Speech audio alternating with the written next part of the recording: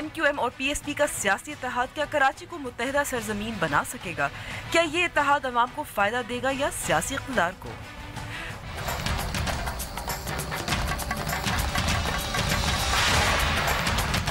क्वेटा खुदकुश हमला, DIG हामिद शकील समेत 3 एहलकार शहीद। मुल्क के लिए गेम चेंजर बनने वाले सूबे में गेम कब चेंज होगा?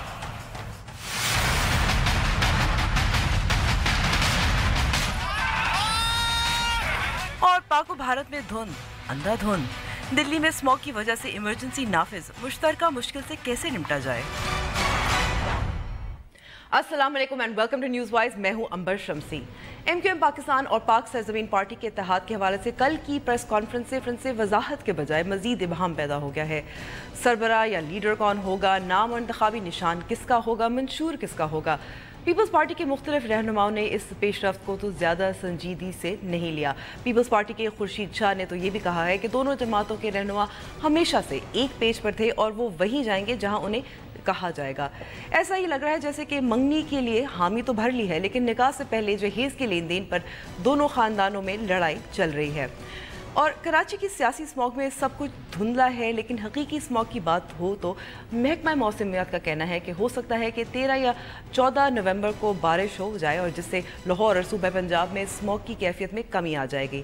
अब इंडिया में स्मॉग की वजह से इमरजेंसी नाफिज कर दी गई है, जिसके तहत स्कूल बंद कर दिए गए हैं।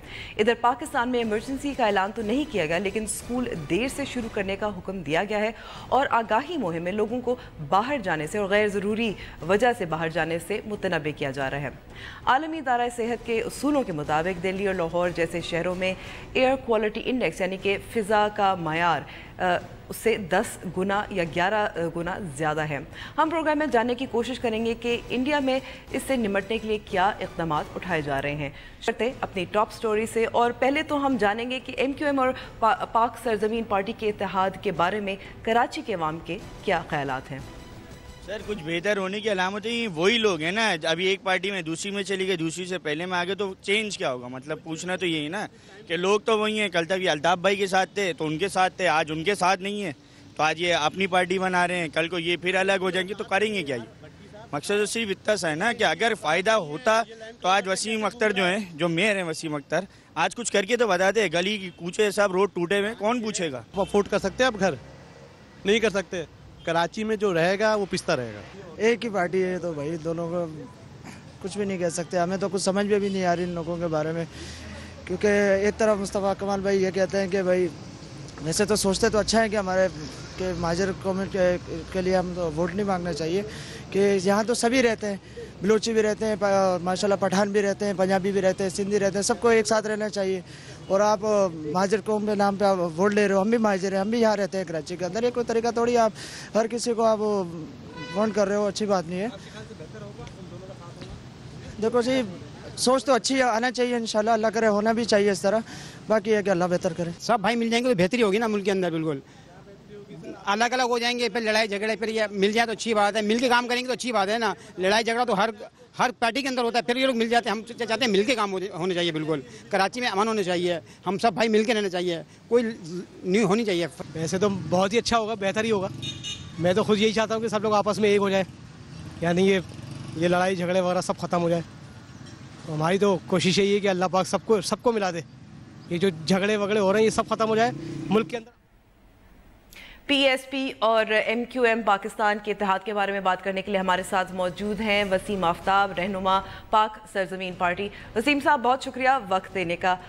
पहले तो वसीम साहब आपसे सवाल है कि कल की जो प्रेस कॉन्फ्रेंस थी और जो दोनों तरफ के रहनुमाओं से बयानात सामने आ रहे हैं, इससे तो कन्फ्यूजन में इजाफा हो रहा है, बहम में नज़र आ रहा है, क्योंकि अभी तक ये नहीं तय हुआ ये किस किस्म का इत्तेहाद होगा।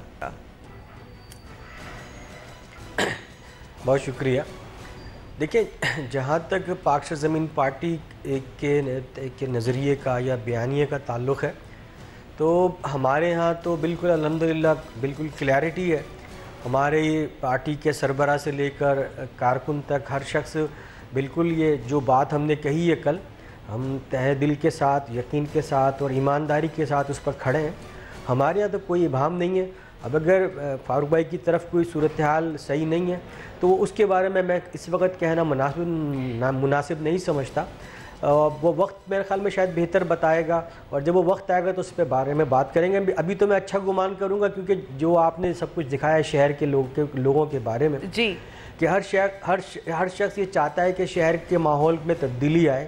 اس شہر میں رہنے والے تمام افراد چاہے ان کی کوئی بھی لسانی پہچان ہو، لیکن اب یہ اتنا بڑا شہر ہو گیا ہے، اس کے اندر قلعے کی صورت میں نہیں رہا جا سکتا. سب کو مل کر رہنا ہے. بہت نقصان ہو چکا ہے پیچھے، تو ہمیں آگے کی طرف چلنے کے لیے کسی نہ کسی کو ابتدا کرنی ہے. اچھا ابتدا، جی وسیم صاحب، ابتدا تو بہت اچھی بات ہے اور الائنس جو ہے وہ بھی بہت شاید اچھی بات ہے، لیکن سوال یہ پیدا ہوتا ہے پھر کہ یہ ذرا جلد بازی میں نہیں کیا گیا کہ اگر سارے کانٹورز پہلے سے طے ہو جاتے پھر اعلان ہوتا. اس وقت جو صورتحال ہے کہ آپ کے جو سیاسی مخالفین ہیں ان کو بھی موقع مل رہا ہے، جو مختلف آراء سامنے آ رہی ہیں MQM پاکستان سے، اس سے بھی جیسے میں نے کہا ابہام. دیکھیں میں سمجھتا ہوں کہ اسی طرح پولیٹیکل پروسیس آگے بڑھتا ہے، اختلافات ہوتے ہیں. یقینی طور پر سیاسی مخالفین کے پاس بھی ایک ٹائم ہوتا ہے کہ وہ اپنے اسکور کرتے ہیں، لیکن میں سمجھتا ہوں کہ ہمارے پاکستان کا سیاسی بیانیہ اور اس کا عمرانی معاہدہ تبدیل ہونے جا رہا ہے. تو آج جو لوگ تنقید کر رہے ہیں یا اس کو اچھے اس میں لے رہے ہیں، تو میں سمجھتا ہوں یہ بھی ایک اچھی بات ہے کہ بجائے کہ ہم لڑائی جھگڑے کی طرف جاتے، ہم اپنے ماحول کو خراب کرتے. اختلاف رائے سامنے آ رہا ہے، لوگ اپنی اپنی رائے پیش کر رہے ہیں، اور یقینی طور پر یہ پروسیس رکا تو نہیں ہے. کل اس کی ابتدا تھی، اور انشاءاللہ جیسے جیسے ٹائم گزرے گا تو کوئی نہ کوئی ایک ایسا باوقار حل ہر چیز کا نکلے گا جس کے نتیجے میں کراچی میں امن آئے گا، کراچی کی رونقیں بحال ہوں گی، کراچی کی معاشی سرگرمیاں فعال ہوں گی. وسیم صاحب اب اس سے ایسا بھی لگ رہا ہے پاک سرزمین پارٹی کو کیا زیادہ سیاسی فائدہ ہوگا کیونکہ جس برانڈ کے تحت آپ دونوں کی جماعتیں بنی ہیں، جس کی وجہ سے وہ ہے مہاجر آئیڈینٹی شناخت، تو اگر برانڈ نیم MQM نہیں ہوگا تو کیا ہوگا؟ دیکھیں پہلی بات تو یہ کہ دیکھیں پاک سرزمین پارٹی اپنے قیام سے لے کر آج تک ہمارے کسی بھی بیانیے میں، ہمارے منشور میں کہیں ہم نے لسانیت کی بات نہیں کی ہے. کل بھی مصطفیٰ کمال ہمارے چیئرمین، ہماری پارٹی کے سربراہ نے یہی کہا کہ میں لسانی سیاست نہیں کروں گا، میں پاکستان کی سیاست کروں گا، میں فیڈریشن کی سیاست کروں گا. اس شہر کا رہنے والا ہر سندھی، پنجابی، پٹھان، بلوچی، لیکن اس سے پہلے جی وسیم صاحب، اس سے پہلے مصطفیٰ کمال صاحب یہ بھی کہتے رہے تھے، انہوں نے ہی رولڈ آؤٹ ان الائنس کے اتحاد نہیں ہوگا، الیکٹورل الائنس بھی نہیں ہوگا، MQM کی سیاست کو دفن کریں گے.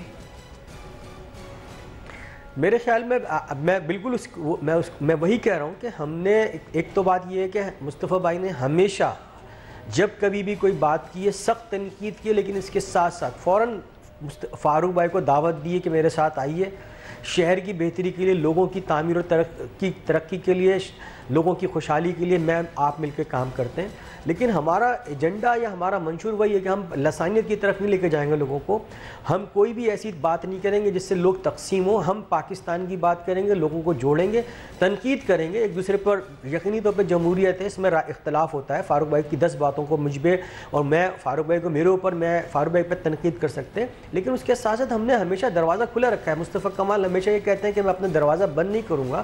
کبھی بھی انہوں نے یہ نہیں کہا کہ میں ان سے ملوں گا نہیں، بلکہ ہمیشہ میڈیا کے سامنے مصطفیٰ بھائی نے آفر کی ہے. ان کو ہمیشہ PS 114 میں جب بائی الیکشن میں فاروق بھائی ہارے تھے، ان کی جماعت ہاری تھی، مصطفیٰ بھائی نے نیکسٹ ڈے کہ بھائی اس ساری چیزوں کو بھلاتے ہیں، آگے مل کے کام کرنے کی طرف چلتے ہیں. میں آپ کے سامنے ہاتھ بڑھاتا ہوں، میرے پاس کوئی انا نہیں ہے، میں آپ کے پاس آنے کے لیے تیار ہوں. اچھا تو یعنی کہ اختلافات جو ہیں، کیونکہ اس وقت MQM پاکستان میں ابھی بھی اجلاس جو ہے چلتا رہا ہے اور بہت سارے کارکنان اس فیصلے سے خوش نہیں ہیں، تو لیڈر پھر کون ہوگا؟ دیکھیں میں سمجھتا ہوں کہ میں نے کہا نا کہ مصطفیٰ بھائی نے کل جیسے کہا کہ وہ ایک بڑے مقصد کے لیے نکلے ہیں، جس کا مقصد بنیادی طور پر اس شہر سے الطاف حسین کے اس دہشت کے افرید کو اس کا خاتمہ تھا. اس شہر میں را جو آپریٹ کر رہی تھی اس کا خاتمہ تھا، اور اس کے نتیجے میں انشاءاللہ العزیز اللہ تعالیٰ نے ہمیں بڑی جلدی کامیابی دی ہے. لوگ جڑ گئے ہیں. جن علاقوں میں پچھلے کئی سال پہلے آپ نے جنگیں دیکھی تھیں، ایک دوسرے کو قتل عام کر رہے تھے ایک دوسرے کا، آج وہاں لوگ آرام سے سکھ اور چین سے رہ رہے ہیں. یہ ہماری کامیابی ہے. اس میں بہت بڑا رول آپریشن کا ہے. یہ کامیابی جو ہے، یہ ایک اسٹریٹجی جو ہے وہ اس کے تحت تو نہیں تھی. یہ تو حالات ایسے پیدا ہو گئے تھے. گزشتہ 22 اگست کے جو تقریر تھی بانی ان کی وجہ سے؟ نہیں، میں ایک دوسری بات کر رہا ہوں، آپ ایک دوسری بات کریے جو بالکل اپنی جگہ ہے. وہ تو الطاف حسین نے اپنے اوپر خود سے بم پھوڑا ہے. ہم یہ 3 مارچ کو جب مصوبہ آئے تھے انہوں نے کہا تھا کہ الطاف حسین را کے لیے آپریٹ کرتے ہیں، یہاں پہ اس فنڈنگ ہو رہی ہے. لیکن افسوس کی بات ہے حکومت وقت نے اس کو سنجیدہ نہیں لیا. اگر اس پہ لیا جاتا تو بہت پہلے یہ بہت سارے لوگ مرنے سے بچ سکتے تھے. لیکن میں تو کراچی کے جو مختلف ایریاز ہیں، لیاری، سوراب گوٹ، کٹی پہاڑی، جہاں پر لوگ دیکھتے تھے کہ یہاں پر روزانہ فسادات ہوتے تھے، لڑائی جھگڑا ہوتا تھا، الحمدللہ آج لوگ ایک دوسرے کے پاس جا رہے ہیں، غم خوشیوں میں شریک ہو رہے ہیں، اور یہ انشاءاللہ اور مزید شہر بہتر ہو رہا ہے. یہاں میں سوال یہاں کرنا چاہوں گی وسیم صاحب، کیونکہ پرویز مشرف صاحب نے بھی مبارکباد دی ہے اس پیش رفت کی، تو کیا آپ مانیں گے، آپ چاہیں گے کہ وہ لیڈ کریں مہاجر برادری کے لیے؟ دیکھیں، میں پرویز مشرف صاحب کی ہم بڑی عزت کرتے ہیں، احترام کرتے ہیں، کراچی سے ان کا تعلق ہے. لیکن میں سمجھتا ہوں کہ دیکھیں، پہلی بات تو یہ میں نے پھر ایک دفعہ دہراؤں گا کہ ہم مہاجر نام پر سیاست نہیں کر رہے ہیں، ہمیں اس کے ساتھ بالکل اٹیچ نہ کیجیے. ہاں، ہم مہاجر ضرور ہیں لیکن ہم پاکستان کی سیاست کریں گے، ہم لسانی کی سیاست نہیں کریں گے. اور پرویز مشرف صاحب نے بہت عرصے سیاست کر لی ہے، وہ پریزیڈنٹ رہ چکے ہیں، بہت بڑے بڑے عہدوں پہ رہ چکے ہیں. میرے خیال میں ان کے لیے بہتری ہے آرام کریں، پاکستان کو اچھے مشورے دیں، پاکستان کی تعمیر کو ترقی میں اچھے مشورے دیں. لوگ سنیں گے، اس پر عمل کریں گے. جہاں ان کی کوئی اچھی بات ہوگی اس کو ہم سنیں گے ضرور، لیکن سیاست میں کوئی ان کا رول بنتا نہیں ہے. اور میں سمجھتا ہوں صحافی بھائیوں کو بھی اپنے تجزیے میں تھوڑا سا حقائق پر مبنی فیصلے تجزیہ کرنے ہوں گے کہ ایک آدمی جس کی کوئی وہ نہ ہو، بیس نہ ہو، وہ ایک ایسی پارٹی کو آ کے رول کرنے لگ جائے جس کے جو ایمرج ہو رہی ہو، جو آگے کی طرف جا رہی ہو، جو سکسیس حاصل کر رہی ہو، تو میں سمجھتا ہوں تھوڑی سی یہ زیادتی ہو جائے گی. یہ ریئلسٹک اپروچ نہیں ہے. میں سمجھتا ہوں ریئلسٹک اپروچ نہیں ہے. اچھا، آپ نے جیسے بار بار کہہ رہے ہیں کہ پاک سرزمین پارٹی جو ہے وہ لسانی بنیادوں پر سیاست نہیں کر رہی، لیکن ایک جس کی وجہ سے کراچی کے مہاجر برادری کو ریپرزینٹ تو کرتے رہے ہیں آپ کے بہت سارے رہنما، تو جیسے کوٹا سسٹم ہے، یہ سب چیزیں ہیں، اس کے لیے آپ کی برادری آپ کی جماعتوں کی طرف تو دیکھتی ہیں نا؟ دیکھیں، کوٹا سسٹم اس ملک میں سمجھتا ہوں کہ ہمارے ملک میں چلانے والوں نے اس ملک کے ساتھ بڑی زیادتی کی ہے. اس ملک کے لوگوں کو تقسیم کر کے یہ ملک آج اس حال میں ہوا ہے. ہم تو میرٹ کی بات کرتے ہیں، یقینی تو میں نے کہا نا میں مہاجر ہوں، اس بات پہ مجھے فخر ہے، لیکن میں یہ چاہوں گا کہ پاکستان کی ساری قومیتیں مل کے پاکستان کی ترقی میں اپنا کردار کریں. ہماری اسی تقسیم کی وجہ سے پاکستان آج تباہ حال ہے. ہم یہ چاہیں گے کوٹا سسٹم ختم ہو، ہم یہ چاہیں گے کہ شہر کے بچے ان کے لیے تعلیمی دروازے کھلے جائیں. ہم یہ چاہتے ہیں کہ پاکستان میں ان کے لیے روزگار کے مواقع میں زیادہ سے زیادہ مواقع پیدا. یہ شہر 70% ریونیو دیتا ہے، اس کے زخموں پہ مرہم رکھنے کی ضرورت ہے.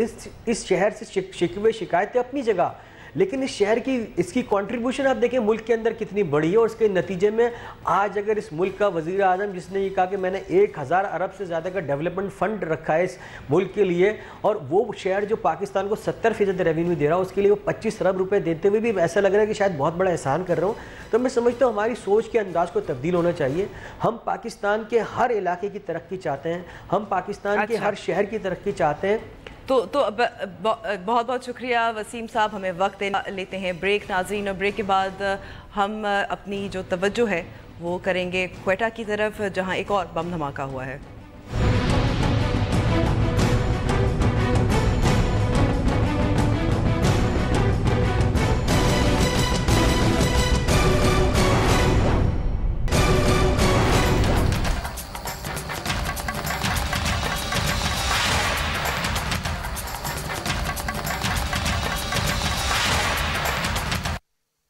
کوئٹہ میں آج صبح پھر دہشت گردوں نے اپنا وار کیا اور بلوچستان پولیس کے بہادر سپور ڈی آئی جی حامد شکیل سمیت 3 اہلکار شہید ہو گئے. حکومت بلوچستان متعدد بار دہشت گردی میں کمی کے دعوے کر چکی ہے، لیکن معاملات بدلتے دکھائی نہیں دے رہے. اس پہ بات کرنے کے لیے ہمارے ساتھ موجود ہیں ترجمان حکومت بلوچستان انوار الحق کاکڑ صاحب. بہت بہت شکریہ کاکڑ صاحب وقت دینے کا. پہلے تو کاکڑ صاحب، افسوس کے ایک اور واقعہ ہوا جس سے یہی اندازہ لگایا جا سکتا ہے کہ پولیس اس وقت بہت ونربل ہے بلوچستان میں. مجھے سوال پورا نہیں سنائی دیا کیا؟ جی کاکڑ صاحب، آج کا جو واقعہ ہے اس سے ظاہر ہوتا ہے کہ اس وقت بلوچستان میں حالات جو ہیں بہت بہتر نہیں ہوئے. بار بار دہشت گرد واقعات پیش آتے رہے ہیں، ٹارگیٹڈ کلنگز اسپیشلی. जी अंबर, अगर हम ये दावा करें कि हमने हालात में मुकम्मल काबू पा लिया तो ये बात यकीनन दुरुस्त नहीं है। और हुकूमत की तर्जुमानी का मतलब ये नहीं है कि झूठ का सहारा लेकर आप कुछ भी कह दें। बहुत सीरियस चैलेंज है। सीरियस चैलेंज हमारे लिए इसलिए है कि जो रेमिनेंट्स हैं जो हमारे सूबे में इस वक्त ज़्यादा पाए जा रहे हैं और बहुत ज़्यादा ऑनस्लॉट उनका आया हुआ है, इनसे लड़ना ज़रा मुश्किल है, चैलेंजिंग है। क्या हम ये लड़ाई नहीं लड़ पाएंगे? नहीं, कतन ऐसा नहीं है। यकीनन लड़ पाएंगे और लड़ रहे हैं। साथ में हमें लड़ते हुए नुकसान भी उठाना पड़ रहा है।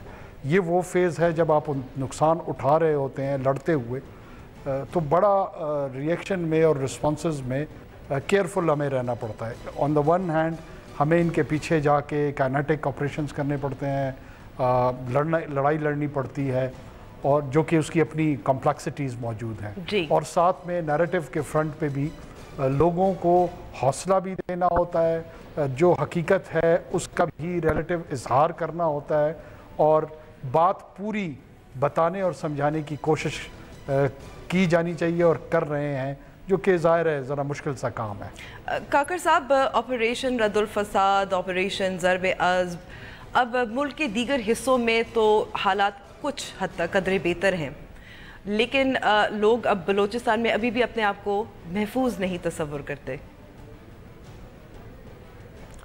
देखें, जो तसलजुल से आपने जिस तरह रद्दुल फसाद और ज़र्ब-ए-अज़्ब इन तमाम ऑपरेशन का जिक्र किया, बलूचिस्तान में भी सूरत हाल काफ़ी हद तक बेहतर हुई है। ये वही बलूचिस्तान है अंबर जहाँ पर बदकिस्मती से हमारे अहल तशी बरादरी जो हज़ारा हैं, 100 150 अफराद की शहादतें होती थी, और इतने मास मर्डर की सूरत में ये लोग आते थे और जो नुकसान ये पहुंचाते थे वो पूरी दुनिया के सामने है। फिर इसका तसलसल रहा के बाद बड़े केयरफुल अंदाज में ये जिन ऑपरेशंस का आपने तस्करा किया, इसमें लोग आए, उन्होंने सेक्रीफाइसेस की और इनको एलिमिनेट किया। इनके साथ खुल के लड़ाई हुई है बलूचिस्तान में। हमारी फ्रंटियर कोर, हमारी पुलिस, हमारी लेवीज़, हमारे दूसरे जो हुकूमतों से और रियासत से जुड़े हुए लोग हैं, उन तमाम लोगों ने कुर्बानियाँ दी। रद्दुल फसाद ताज़ा ऑपरेशन है, उसमें कॉम्बिंग ऑपरेशंस या कंक्लूडिंग अंदाज में उसकी फ़ेज़ के हम ये समझ रहे हैं कि अब चूँकि इनके पास कोई टेरिटरी तो है नहीं, कोई इलाका है नहीं कि जिसको हम वागुजार कराएं, जिसे हम रेस्क्यू करा लें। ये ऐसे रेमिनेंट्स इनके हैं जो 4-4, 3-3, 7, 8 के ग्रोह में पॉपुलेशंस में छुपे हुए हैं। तो ये इसका आंसर जो है वो इंटेलिजेंस बेस्ड ऑपरेशंस हैं जो हम कर रहे हैं। जी अच्छा, यहाँ मैं सवाल पूछना चाहूँगी, माफ़ कीजिएगा आपकी बात काट रही हूँ, कि बहुत सारे सिक्योरिटी एनालिस्ट, तज्ज़ियाकार, उनका ख्याल है कि जब शुमाली इलाकों से जब ख़ास तौर पे फाटा से ऑपरेशंस हुए तो कुछ शिद्दत पसंद तंजीमें या ग्रो या इंडिविजुअल्स हैं, फ़र्द हैं, जो फिर इस तरफ आए हैं, बलूचिस्तान की तरफ आए हैं। इसमें भी कोई शक नहीं है, उसमें भी उसका कुछ स्पिल ओवर इफ़ेक्ट हम पे आया है। उसके साथ साथ ये जितना भी हमारा अफ़गान बॉर्डर है, इसके साथ जो LJ के रेमिनेंट्स थे उनके कैंप्स बने हैं दाइश की सूरत में। इस डायरेक्ट फॉल आउट जो है वो बलूचिस्तान के यहाँ, और वहाँ से वो सुसाइड बॉम्बर पिछले कई वाक़यात जो हमारे यहाँ बलूचिस्तान में हुए हैं, उनकी आइडेंटिटी जो है ना वो अफगान नेशनल के तौर पे एस्टेब्लिश हुई है बाद में DNA और वो फैसिलिटेशन उनको यहीं से मिलती है, लेकिन सुसाइड बॉम्बर्स वहाँ से उनकी प्रोविजन तमाम, लेकिन काकर साहब तमाम तो अफगान शहरी नहीं हैं। नहीं, तमाम नहीं थे, मैं कह रहा हूँ काफियों की। लेकिन अगर आप थोड़ा सा प्रोपोर्शन बता सकें, कितने अफगान शहरी, कितने यहाँ इंडिजिनस? अराउंड 60। अच्छा, एक और जो चीज़ सामने आ रही है वो ये है कि पुलिस खास तौर पर बहुत वनरेबल है। सॉरी, मैं अगर काइंडली रिपीट कर दें। जी, पुलिस खास तौर पे इस वक्त काफ़ी वनरेबल है, उन पे बहुत सारी जो हमले हैं उनको निशाना बनाया जा रहा है, टारगेटेड किलिंग हो रही है? तो देखिए, उसकी बुनियादी वजह यही है कि पिछले 2 साल से पुलिस को पाकिस्तान मिलिट्री जो है ना वो ट्रेनिंग प्रोवाइड कर रही है और यहाँ पे एक एलीट फोर्स इमर्ज हो रही है। अराउंड 3,000 to 4,000 इंडिविजुअल्स हैं जिनकी ट्रेनिंग कंप्लीट हुई है, कोई 6 मंथ का क्रैश कोर्स हो। और वो जितने भी इनके फुट सोल्जर्स जो सिपाही हैं निकले हैं, उनका डेमिनर ही चेंज हो गया है और बहुत बेहतरीन परफॉर्मेंस उनके सामने आ है। और जैसी उनकी परफॉर्मेंस और कैपेसिटी इन्हांसमेंट हुई है तो उन्होंने लीड रोल प्ले करना शुरू कर दिया है against campaign in this war on terror, जिससे जाहिर है उनको तकलीफ पहुंच रही है और उस तकलीफ के नतीजे में वो चाह रहे हैं कि इनकी जो अपर लीडरशिप है पुलिस की, जो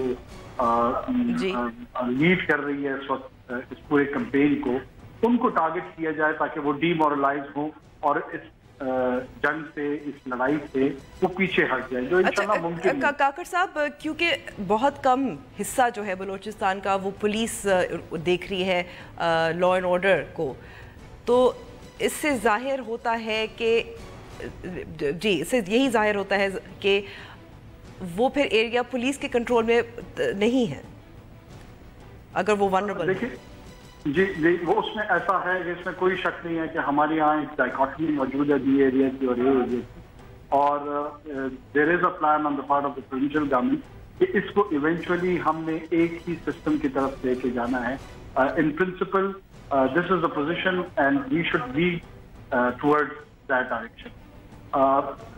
पायलट प्रोजेक्ट के तौर पे हमने 2-3 डिस्ट्रिक्ट्स को ए में कन्वर्ट कर दिया है, जैसे मकरान में तुर्बत डिस्ट्रिक्ट था और इस तरह साथ कुछ और है, जो ज्यादातर जहां पर हमें ये रिलीजियस एक्सट्रीमिज्म का सामना है वो ऑलरेडी पुलिस एरियाज या ए एरियाज है।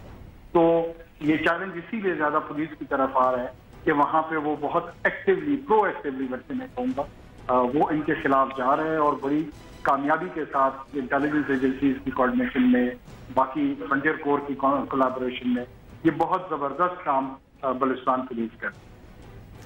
अच्छा, तो जो पुलिस का, जैसे आपने कहा कि एक मंसूबा है जिसके तहत पुलिस को फिर ज़्यादा से ज़्यादा लॉ एंड ऑर्डर की जिम्मेदारी सौंपी जाए, तो ये क्या मंसूबा है, इसके क्या फेजेस होंगे, मराहिल होंगे, कब तक आप एक्सपेक्ट कर रहे हैं कि ये मुकम्मल हो जाएगा? देखिए जी, हम तो ये एक्सपेक्ट करते हैं कि एटलीस्ट 10 to 15,000 इंडिविजुअल्स ऐसे हों जिनकी ये एलीट ट्रेनिंग हो, और वो फेज आउट अगर किया जाए तो मेरे ख्याल में नेक्स्ट ईयर और 2 मैक्सिमम इसमें उम्मीद रखता हूँ कि ये कंप्लीट हो जाए और ये मुकम्मल तौर पे जो इंटरनल सिक्योरिटी है उसको अपने कंट्रोल में ले। और इसमें इंसदाद दहशतगर्दी की तरबियत भी शामिल है? मैं ये 10-15 हज़ार का जो तस्करा कर रहा हूँ, ये पाकिस्तान मिलिट्री से यही क्वेटा कंटोनमेंट के अंदर स्पेसिफिकली एंटी टेरर ट्रेनिंग के तौर पे इनको लाया जा रहा है। इनकी नॉर्मल पुलिसिंग की ड्यूटीज इनसे हम नहीं ले रहे, न लेंगे, और इनको डिप्यूट किया जाएगा ताकि ये लड़ाई लड़ सके। और कौन से इलाकों की निशानदेही की है जहां ये एलीट फोर्स इनकी तैनाती होगी? इसमें तकरीबन हमारे जो अफगानिस्तान के साथ बॉर्डरिंग डिस्ट्रिक्ट्स हैं ये तमाम हैं, और कुछ हमारे साउथ में डिस्ट्रिक्ट्स हैं उनकी तरफ भी हम जा रहे हैं, जैसे पंजगूर है, तुर्बत है, ग्वादर है, ये तमाम इस्लाम हमारे हैं। इनको हम आहिस्ता आहिस्ता तमाम को एरियाज में कन्वर्ट करके पुलिस को लीड रोल में चला। एक ये भी अक्सर कहा जाता है कि पुलिस फोर्स, आपने एलीट की तो बात की, एलीट फोर्स की, लेकिन जो आम पुलिस फोर्स है उनके पास वसाइल नहीं होते अपने आप को महफूज रखने के लिए, या इतने उनके पास आर्म्स नहीं होते, तो उसके लिए कुछ इक़दामात, उसके लिए कुछ सोच, मंसूबा? बिल्कुल जी, आज के वाक़े के बाद भी, क्योंकि Hamid was son of Quetta, Hamid Shakeel was born here, he was raised here, he served here and he got martyrdom in Quetta. Quetta will miss Hamid. Hamid एक बहुत अच्छा और बड़ा इंसान था। आज के उसकी शहादत के बाद जब तमाम लॉ एनफोर्समेंट एजेंसीज के बड़े जितने हमारे थे, IG police, IGSP, core commander, दूसरे रिलेटेड लोग, उन्होंने गवर्नर साहब वहाँ मौजूद थे, चीफ मिनिस्टर के राब्ता हुआ और इमरजेंसी में ये फैसला किया गया है कि एटलीस्ट जो सीनियर लीडरशिप होगी उसको तमाम एक्सट्रीम प्रोटेक्शन प्रोवाइड की जाएगी इन टर्म्स ऑफ इक्विपमेंट, और उसके लिए शायद बुलेट प्रूफ्स और कुछ और अप्रूवल्स भी आ गई हैं, और उसकी वजह ये नहीं कि जी बहुत बहुत शुक्रिया वक्त देने का। उल हक काकड़ साहब लेते हैं ब्रेक, और ब्रेक के बाद बात करेंगे स्मॉग की नई दिल्ली में।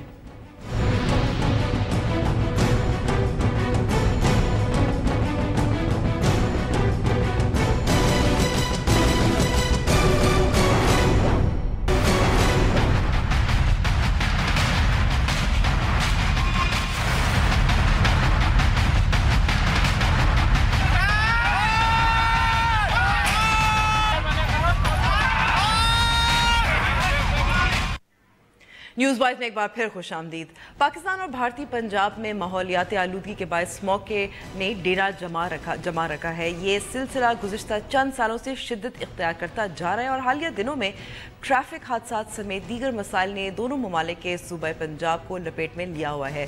दिल्ली ने स्मॉग पर इमरजेंसी भी नाफिज कर रखी है। इस पर बात करते हैं दिल्ली में मौजूद भारतीय सहाफ़ी शाहिद सिद्दीकी से। बहुत शुक्रिया शाहिद साहब हमें वक्त देने का। शाहिद, अगर बता सकते हैं कि इमरजेंसी नाफिज करने का क्या मतलब है? What measures is the government taking? जी मैं हिंदी से उर्दू में बोलूं या अंग्रेजी में कैसे? उर्दू। क्या इक़दाम उठाए हैं?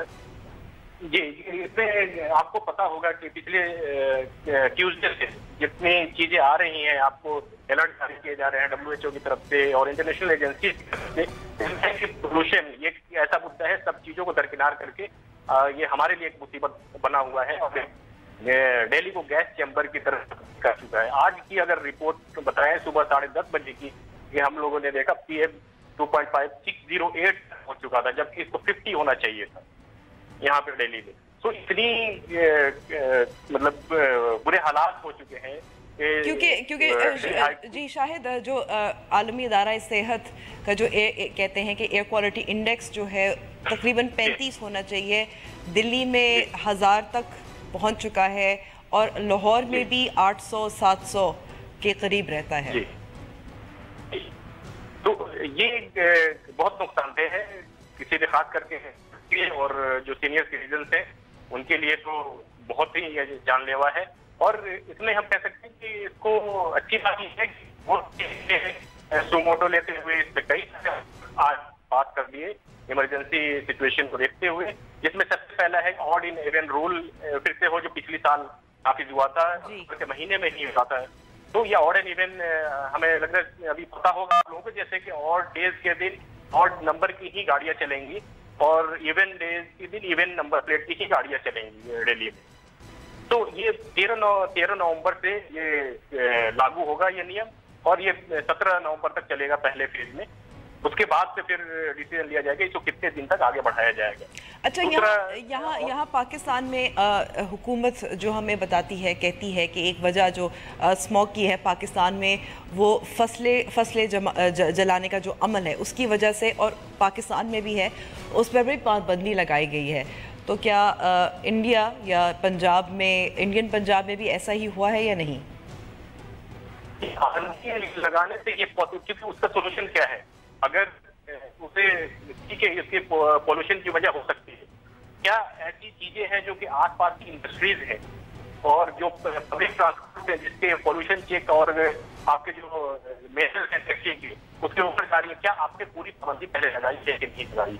दूसरा ये अगर अचानक आप किसान की बात को करते हैं उसकी बैन कर दें, क्या अभी गेहूं की खेती करने वाला है उसे फसल को खेत को साफ करना है, उसके पास इतने इक्विपमेंट नहीं है, कॉस्टली इक्विपमेंट है जो उसकी सफाई कर सके, और गवर्नमेंट के पास रिसोर्स नहीं है जो पूरे स्टेट में उसको प्रोवाइड कर सके। तो ये यहाँ की चैलेंज है। इसी तरफ करप्शन को कंट्रोल करते हैं, दूसरी तरफ एक तबका है जो आपको उसको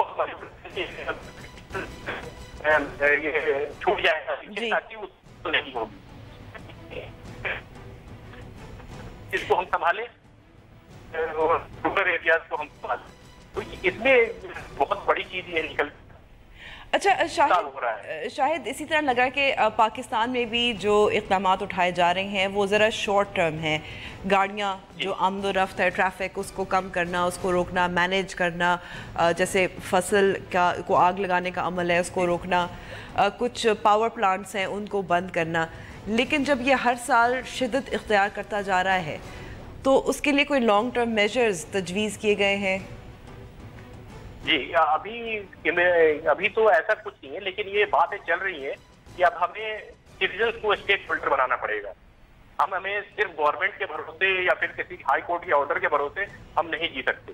तो इसमें है कि सिटीजन स्टेट के पार्टिसिपेशन होना जरूरी है। उनको पहले रियलाइज करना पड़ेगा कि ये हमारी ही लाइफ के लिए है, हमारी ही जिम्मेदारी है, हमारी ही जिंदगी के लिए है। दूसरा, सिविल सोसाइटीज हैं जो बहुत ग्रास रूट पे काम करती हैं, उनको ये कैंपेन चलाना पड़ेगा, सस्टेनेबल कैंपेन चलाना पड़ेगा लॉन्ग टर्म, कि सिर्फ प्लांटेशन ही नहीं है कि प्लांटेशन करते हैं ठीक है, लेकिन उसके आगे भी उसकी चीजें बतानी पड़ेंगी और कौन कौन से तरीके हैं जिससे पोल्यूशन को कम किया जा सकता है। तो एक जिम्मेदारी और एक सिविलाइज सिटीजन जब तक नहीं बनाएंगे तब तक हमें पूरी तरह से कंट्रोल और काबू करना नामुमकिन है। अच्छा, क्योंकि इंडिया में जो सिविल सोसाइटी तंजीमें हैं वो काफ़ी सरगर्म हैं, काफ़ी मुतहरिक हैं, तो वहाँ से कुछ एहतजाज, कुछ आवाज़ें उठ रही हैं?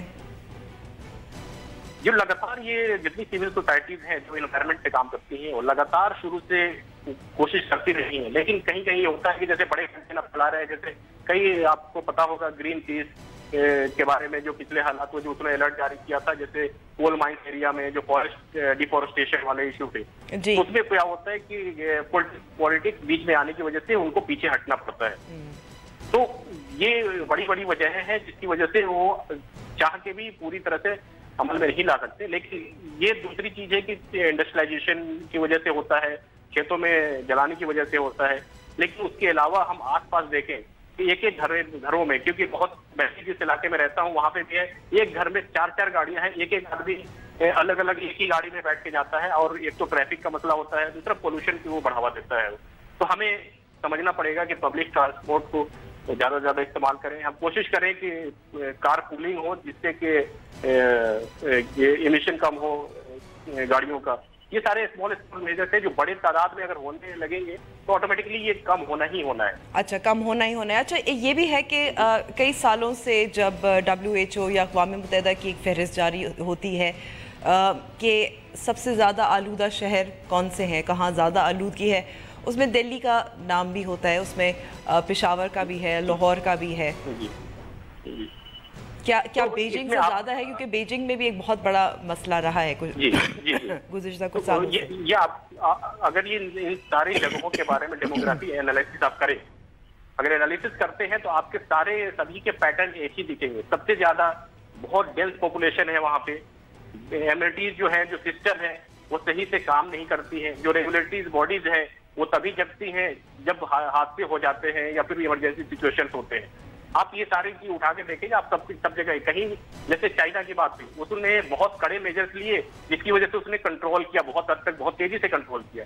हमारे पास कंट्रोल करने के लिए हमें पिछले साल भी हमने ये देखा था, लेकिन पिछले साल कम होने के बाद फिर से हम वैसे ही पीछे चले गए कि चलो अब इसकी जरूरत नहीं है, फिर से हालात ऐसे ही हो गए। तो हमें उस प्रैक्टिस को और उस लर्निंग को आगे बढ़ाना चाहिए कि फिर से वापस उसी मोड में नहीं आना चाहिए कि चलो थोड़ी देर के लिए हमने सॉल्यूशन ले लिया, फिर हम अपनी जिंदगी जिए जैसे जीते थे जी। और इसमें एक और बड़ी वजह हो सकती है जी, इसलिए क्योंकि मैं यहाँ सवाल पूछना चाहिए, हुकूमत पंजाब जो है, जो पाकिस्तान की है, उन्होंने पोस्ट की हैं कुछ इक़दामात, जो पॉलिसी इससे निपटने के लिए, स्मॉग से निपटने के लिए। उसमें आखिर में जो लिखा हुआ है कि एक खित्ते में माहौल के हवाले से मुआहदा होना चाहिए, बायलैटरल फोरम्स इस्तेमाल करने का, ख़ासकर अगर इंडिया और पाकिस्तान पर देखें तो, यानी कि इस तरफ तो बात चलने लगी है कि ये इसका देरपा हल जो है वो मुश्तरका मुआहदा या मुश्तरका ताउन से ही हो सकता है।